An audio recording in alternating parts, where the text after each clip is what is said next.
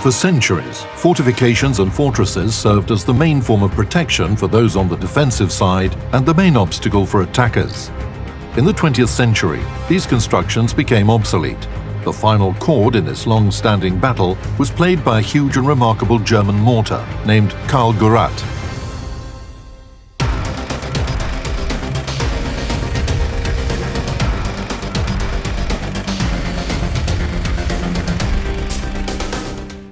So why didn't Karl Gerät, Adam and other giant guns serve the purpose they had been built for? Mikhail Lapikov will tell us how the length of the barrel affects the gun's ballistic range and the devastating power of a 2-ton shell.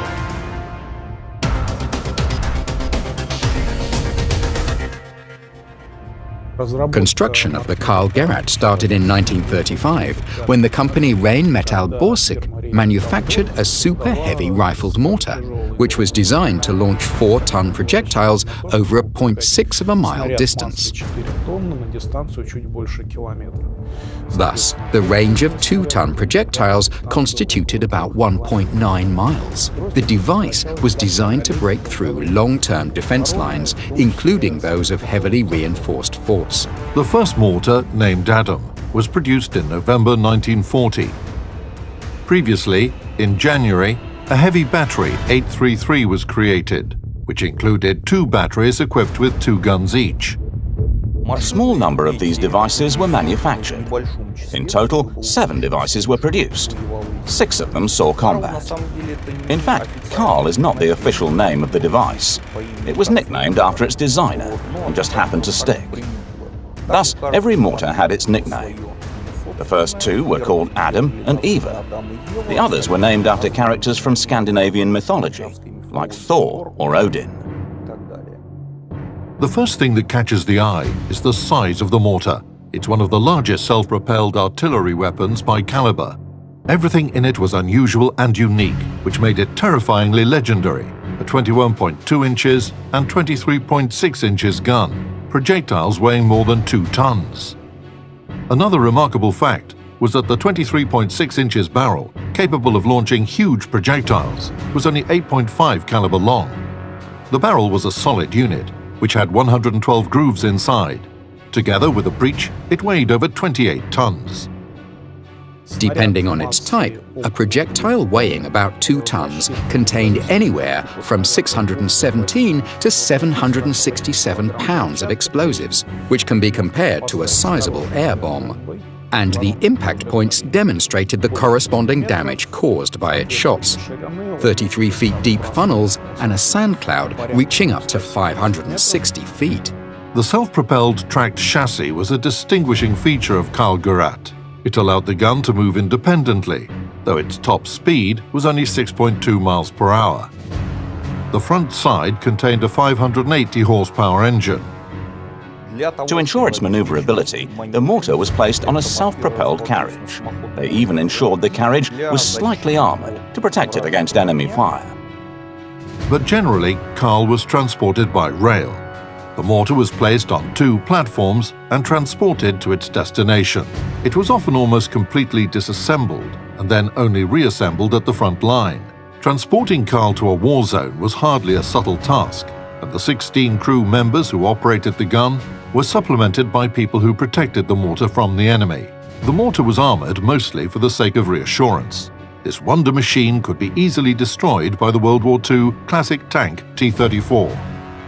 It was suggested that while on the site, the gun should be protected by special forces who otherwise did not play any part in battle. One could say that the defense of the Karl mortar wasn't effective enough if compared to its effect in combat. There was a need for AA gunners, communication support, and defense, depending on the presence of enemy forces. So, you can bet that several hundred people were engaged in the mortar's operation. Using the mortar was rather demanding in terms of its operational conditions. Karl's horizontal aiming was performed by turning the mortar's mount only within a plus or minus 2.5 degree range. If a wider aiming range was required, they had to turn the whole chassis. Vertical aiming was within a 0 to 70 degree range. Aiming was performed manually. The shell's weight of over 2 tons should also be taken into consideration. The rate of fire was 1 round per 10 minutes, its maximum rate. So, why was that? First, the mortar was quite difficult to reload after firing. Gun overheating was another major factor that should be considered. Additionally, if the mortar was loaded in haste, the shells became stuck in the gun, which proved to be a problem to its operating personnel. The mortar was able to launch anti-concrete shells weighing 4,784 pounds, with a range of fire up to 2.8 miles.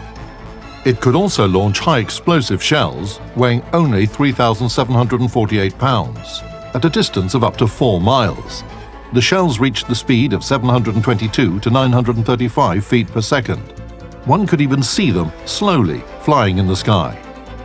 Karl's gun was so large that it could theoretically fire shells the size of T-34 tank turrets, which weighed about 3 tons. Its battle performance would probably be just as formidable.